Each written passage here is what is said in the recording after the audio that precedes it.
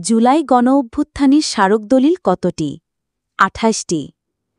জুলাই ঘোষণাপত্র পাঠ করা হয় কোথায়? মানিক মিয়া এভিনিউ। গণঅভ্যুত্থানের শহীদেরা কি মর্যাদায় ভূষিত? জাতীয় বীর। দফা ২৪।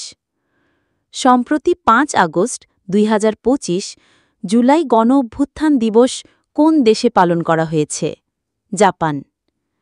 জুলাই স্মৃতিস্তম্ভ কোথায় অবস্থিত? রাজশাহী। সম্প্রতি ৫ আগস্ট ২০২৫ জুলাই ঘোষণাপত্র পাঠ করেন কে? ড. মুহাম্মদ ইউনূস। মুগ্ধ মঞ্চ কোথায় অবস্থিত? ঢাকায়। বর্তমান গেজেটভুক্ত জুলাই শহীদ মুক্তিযোদ্ধা কতজন? ৮৩৬ জন। জুলাই গণঅভ্যুত্থান দিবস কত তারিখ? ৫ আগস্ট। জুলাই ঘোষণাপত্রের কত নম্বর ধারায় ছাত্র গণঅভ্যুত্থান ২৪-এর সাংবিধানিক স্বীকৃতির কথা উল্লেখ করা হয়েছে? ২৭ নম্বর ধারায়। ধন্যবাদ।